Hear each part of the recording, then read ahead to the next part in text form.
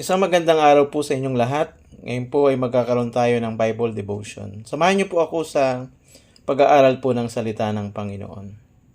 Pero bago po tayo magtalakay, tayo muna po ay dumako po sa panalangin. Let us pray. Lord, we thank you for this day to have opportunity para makapag-aral ng iyong salita. Pagnilayan ang mga salita mo, mapagbulayan ito upang ito ay magamit namin sa pang-araw-araw ng aming buhay. Lalong higit kung sino ka sa aming buhay at alam namin, Panginoon, na kayo Diyos na tunay na mabuti sa amin. Salamat po Diyos sa iyong kabutihan. Kaya sa oras na ito, dinadalangin ko, Panginoon, at nilalapit ang aming buhay kung kami o Diyos ay may mga nagawang kasamaan, karumihan, magiging hadlang upang hindi namin maunawaan ang iyong salita. Linisin mo ito, O Diyos. Patawarin kami sa aming mga sala. Maaring ito'y sinadya namin o hindi. Patawarin mo kami, Panginoon. And Lord, we thank you for your forgiveness. And we ask, O God, your wisdom and also na ikaw ang kumilos sa amin habang ito'y aming pinag-aalalan ang iyong mga salita.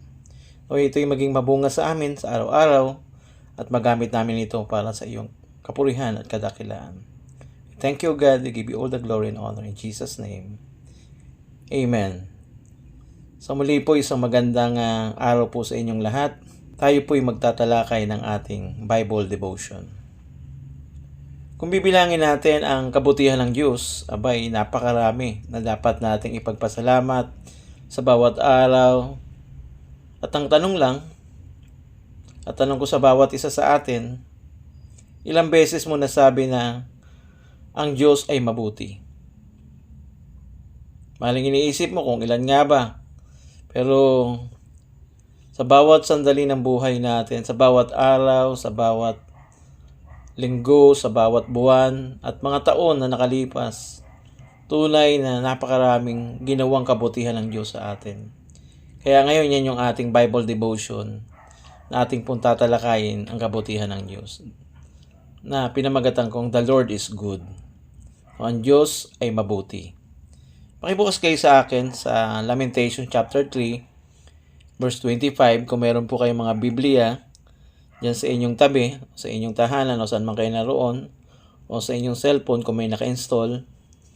Ito po yung sinasabi po ng salita po ng Panginoon. Sabi po sa Lamentation 3 verse 25, The Lord is good to those who wait for Him, to the soul who seeks Him. Salamat po sa salita ng Panginoon. Ang may akda ng panaghoy sa sulat na ito, sa talatang ito ay pinakita yung tugon kung sino ang Diyos na mabuti, na may kabutihan sa kabila ng kalagayan, ng pagkaalipin ng kanyang bayan, at sila'y nananaghoy o may kahapisan na nararanasan. Ngunit anong tugon sa talatang ito? Ito yung talakayin natin sa ating Bible devotion ngayon. Sa talatang ito, kanino siya mabuti? O kanino mabuti ang Panginoon? Ito po yung ating talata na binasa. Sabi doon, number 1, for those wait for Him. Sa mga nagaantay sa Kanya. Ang Panginoon ay mabuti sa matyagang nagaantay sa kanyang pagbabalik.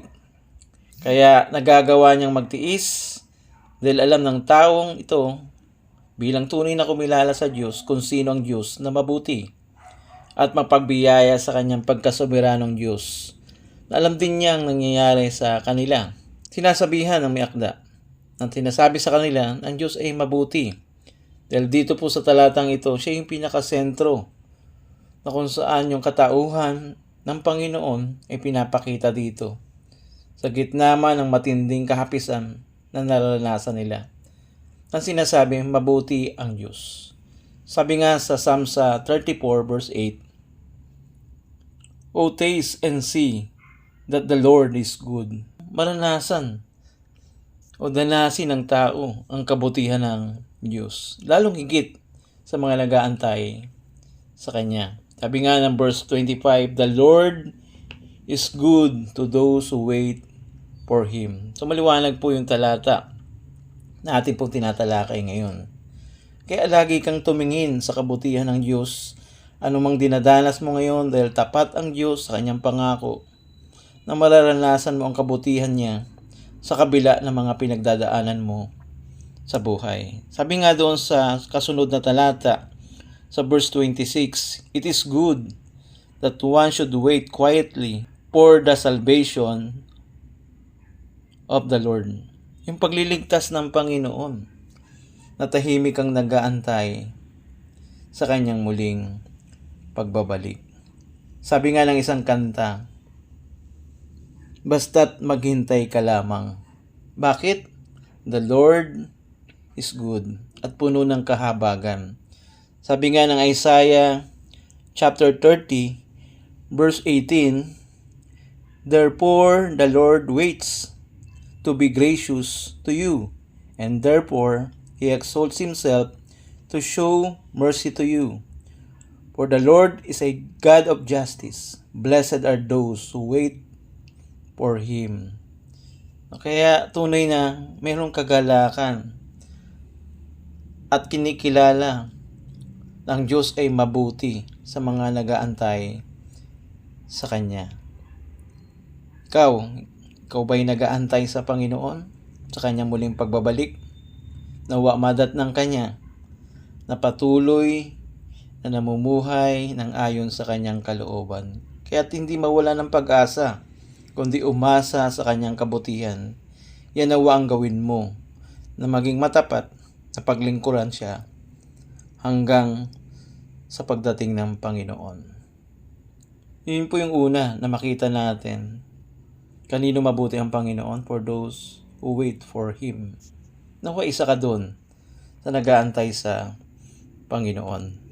Pangalawa, for those who seeks Him. Sa mga humahanap sa Kanya.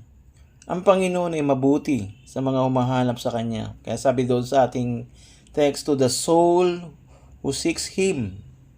Nang sinasabi sa kanila, yamang mabuti ang Panginoon, naisin nilang mas kilalanin pa ang Diyos na mabuti at hanapin ang kalooban ng Panginoon. Sabi nga ng Psalms 34 verse 10. Sabi dito, "The young lions suffer want and hunger, but those who seek the Lord lack no good thing." Maaring may mga suffering and hunger na maranasan itong mga young lions na ito.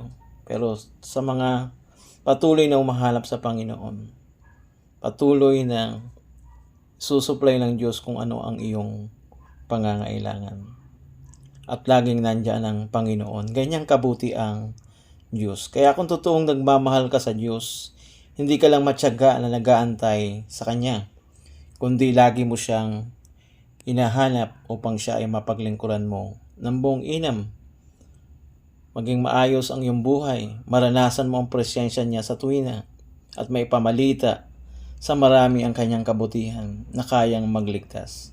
Ito'y sa pamamagitan ng Kanyang anak na si Jesucristo na naging hain sa ikapapatawad ng kasalanan ng bawat isang sumampalataya at nagsising makasalanan. Kaya nawa, masambit mo sa tuwina ang kabutihan ng Diyos at maging mapagpasalamat lagi sa Kanya.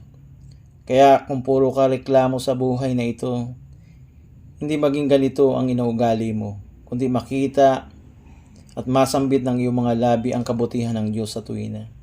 Kung hindi ganito, humingi ka ng tawad sa Diyos. Kaya naway mahamon tayo ng salita ng Diyos. At nais kong iwanan ka ng katanungan, mabuti ba ang Diyos sa iyo? Yan ang lagi mong alalahanin.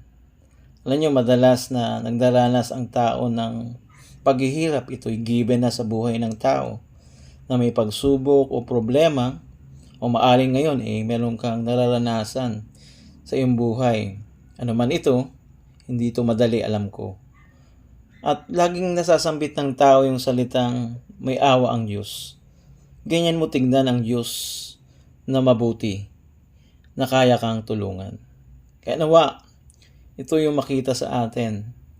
Yung kabutihan ng Diyos ay lagi nating kinikilala.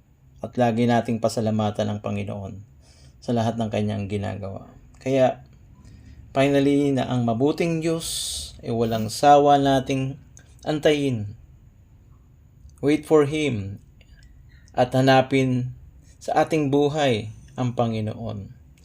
Seek Him in our life na anumang sitwasyon na ating dinaranas, nandyan ang Panginoon para tayo ay tulungan. Kaya nawa po ito pong talatang ito ay nagbigay po sa atin ng kaunawaan para sa araw-araw ng buhay natin. Lagi natin maalala na maliit man o malaking mga bagay na binibigay ng Diyos sa atin at sa lahat ng kanyang kabutihan, matutunan natin siyang pasalamatan. Why? Because God is good. Sabi nga ng tugon dito, all the time. Totoo na sa lahat ng oras mabuti ang Panginoon. Kanya nga lang, dahil sa ating pagsuway, dahil sa ating kasalanan, ito ay nagiging hadlang upang yung kabutihan ng Diyos na dapat nating maranasan ay hindi ito ang ating nararanasan, kundi maaring paghihirap o pagsubok na ating kinakaharap. Kaya't nawa sa buhay natin, lagi tayong lumapit sa Diyos at kilalanin ang kanyang kabutihan. Nawa po ay meron tayong natutunan sa araw na ito sa ating Bible devotion. At bago tayo matapos, tayo po ay lumapit at manalangin sa Diyos. Alam kong ikaw, kaibigan, kapatid, o sinong ka man na nakikinig ngayon, alalahanin mo ang kabutihan ng Diyos. Sa pamamagitan nito, matutunan mo man lang siyang pasalamatan at idalangin sa Panginoon anumang gusto mong ilapit sa Kanya. Kaya sa oras na ito, ilapit natin sa Panginoon ang ating mga panalangin. Panginoon, sa oras na ito, tunay na ikay mabuti, ikay soberanong Diyos, na puno ng habag at awa. Salamat o Diyos, sapagkat ikay nag-alok ng kaligtasan hanggang ngayon at bukas ang pintuan sa sino mang manampalataya at magsising makasalanan. Nawa o Diyos, ikaw ang patuloy na kumilos. Kung may mga nakikinig ngayon na hindi niya pa totoong kinilala ang Panginoon, ito ang pagkakataon na kilalanin mo siya sa iyong buhay. At dalangin ko rin sa oras na ito na ikaw ay dumako sa pagsisisi patungo sa Diyos. Nawa, kung ikaw ay tunay na nagsising makasalanan, patuloy mo siyang hanapin sa iyong buhay. At anuman ang iyong kabigatan, patuloy mo itong ilapit sa Panginoon, sapagkat nandyan ang Diyos kung patuloy mo siyang hinahanap. At sa iyong paglilingkod sa Diyos, paglingkuran mo siya ng buong inam, upang ang buhay mo'y maging maayos sa lahat ng bagay. Ito ang nais ng Panginoon. Salamat po Diyos, at sa tulong mo Panginoon, mapagtagumpayan ko ang lahat ng aking mga nararanasan ngayon. At nawa sa buhay kong ito, patuloy kitang lapitan, sapagkat tunay na ikay na mabuting Diyos. Panginoon, marami pong salamat sa lahat ng ito. Nabalik ko ang lahat ng papurit pasasalamat sa pangalan ni Jesus. Amen. Nawa po meron tayong natutunan sa ating Bible devotion ngayong araw na ito. Pagpalain tayo ng Panginoon. God bless you po.